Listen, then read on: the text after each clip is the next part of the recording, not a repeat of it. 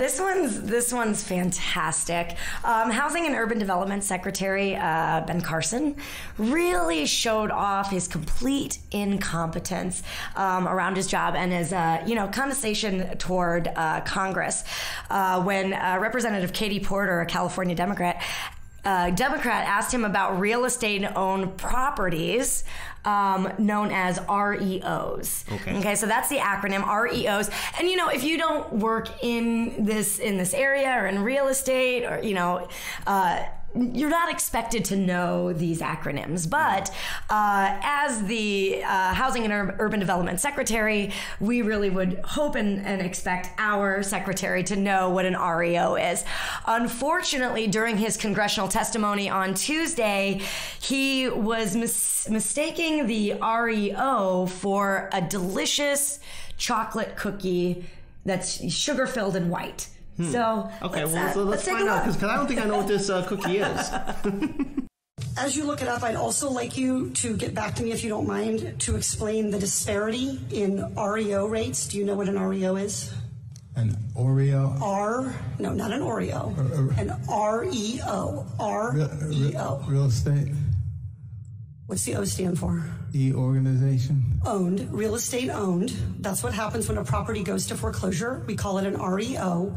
And FHA loans have much higher REOs. That is, they go to foreclosure rather than to loss mitigation or to non-foreclosure alternatives like short sales than comparable loans at the GSEs. So I'd like to know why we're having more foreclosures that end in people losing their homes with stains to their credit and disruption to their communities and their neighborhoods at FHA than we are at the GSEs. All right, so that was amazing. Yes, it was. So two things before we want to give the rest of the story to you. Number one, it does concern me that Ben Carson doesn't understand any aspect of his job. And then number two, which is probably the good news, is that I'm kind of hungry for an Oreo right now. But, I mean, but that, again, Kira, let's get to more. Well, we always knew that Ben Carson didn't know how to do his job. That's why he was put in that position. Yes.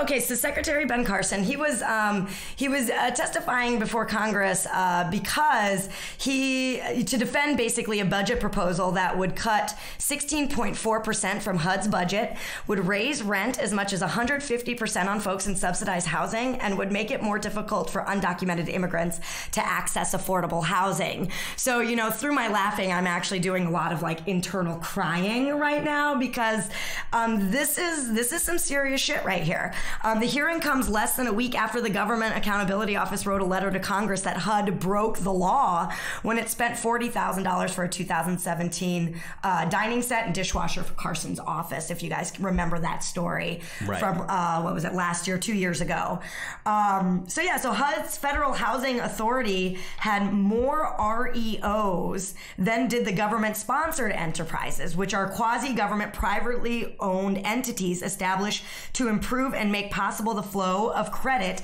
to specific sectors of the economy to provide essential services to the public. So basically what Representative Porter was asking about was, she was curious why they were having so many more foreclosures in the end, where people were losing their homes with stains to their credit and disruption to the communities and to their neighborhoods, whereas the government-sponsored enterprises were not. So it's really scary that we have people's lives crumbling, being tossed out on the street, rents raising, massive budgets being cut from the communities that need it the most. And here our HUD secretary thinks that REOs are a delicious cookie. And further, you go further into this story and you start to see that, I get the sense that Ben Carson just kind of takes this all as a joke, just in general. So if you look further into how this, the testifying went, Carson tells a congresswoman to do her job. At one point when she asked, so you're going to be shifting 55,000 children from being with their families to then a homeless status, when she was talking about the, putting in the rules around not allowing immigrants to be in HUD.